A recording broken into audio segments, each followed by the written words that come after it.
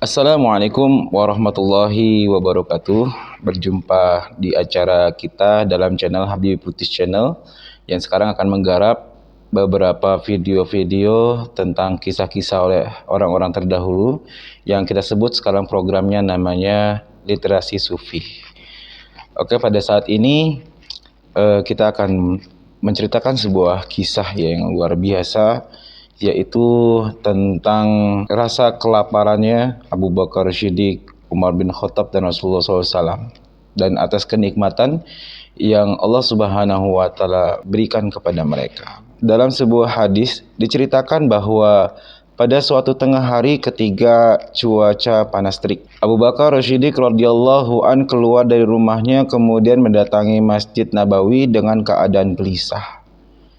Ketika diketahui oleh Umar radhiyallahu an, maka beliau pun datang ke masjid itu lalu bertanya kepada Abu Bakar radhiyallahu an, "Ya Abu Bakar, untuk apakah engkau berada di sini dalam keadaan begitu panas terik?"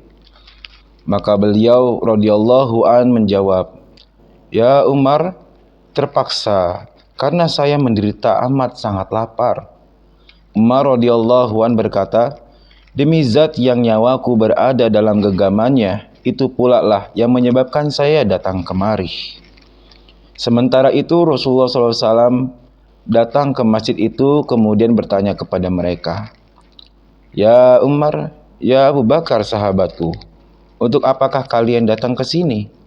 Maka mereka menjawab, "Ya Rasulullah, kami terpaksa ya Rasulullah datang ke sini karena menderita kelaparan yang tidak tertahankan." Maka Rasulullah SAW juga berkata, "Wahai sahabatku, tentu itulah yang menyebabkan saya juga datang ke sini." Masya Allah.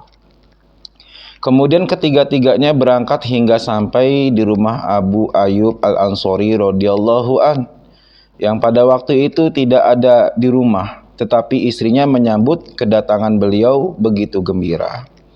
Rasulullah SAW bertanya, "Kemanakah Abu Ayyub?" Maka istri Abu Ayyub radhiyallahu an berkata bahwa suaminya sebentar lagi akan pulang. Tidak berapa lama kemudian pun Abu Ayyub radhiyallahu anhu pun tiba. Segera beliau memetik setangkai buah kurma lalu menghidangkannya. Rasulullah SAW bertanya, "Mengapa dibawa setangkai yang buahnya sebagian matang dan sebagian mentah?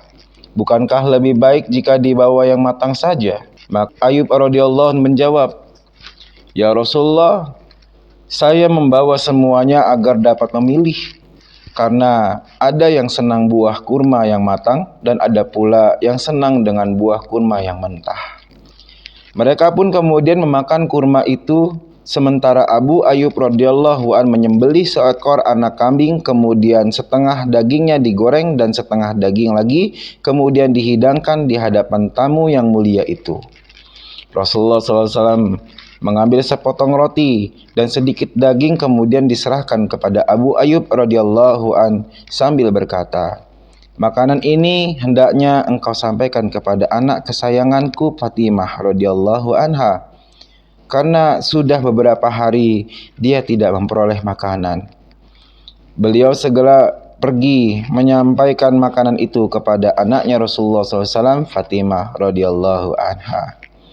Mereka pun memakan roti daging itu, kemudian Rasulullah SAW berkata, "Kita telah menikmati roti, daging, buah kurma, baik yang masak maupun yang mentah." Air mata Rasulullah SAW pun bercucur sambil bersabda, "Inilah nikmat-nikmat yang akan ditanyakan pada hari kiamat kelak kepada kita." Mendengar hal itu, para sahabat radhiyallahu anhu pun terkejut dan merasa sedih, karena kenikmatan itu diperoleh setelah menderita kelaparan yang amat sangat luar biasa, dan akan ditanya pada hari kiamat kelak tentang kenikmatan yang ia dapatkan. Maka Rasulullah SAW pun bersabda, "Mensyukuri nikmat-nikmat Allah Subhanahu wa Ta'ala itu telah diwajibkan, dan caranya adalah mulailah makanan dengan mengucapkan bismillah, dan apabila selesai menikmatinya, bacalah Alhamdulillahilladzi huwa ashba'ana wa an'ama alaina wa afdal." Yang artinya segala puji bagi Allah Subhanahu wa taala yang telah mengenyangkan kami dan memberi kami kenikmatan yang amat banyak. Luar biasa.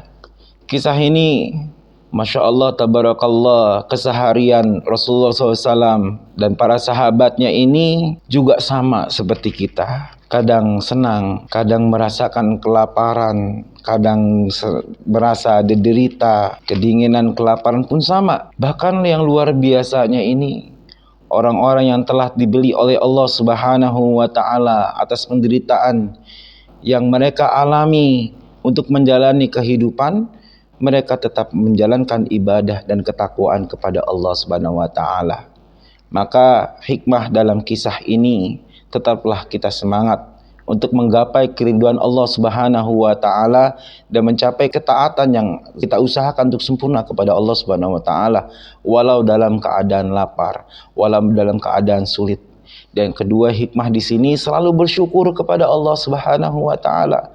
Karena apapun yang kita makan, yang kita nikmati ini akan dipertanggungjawabkan di akhirat nanti. Akan dihisap, kemana nikmat-nikmatku yang telah kuberikan kepada kalian sebagai hambaku.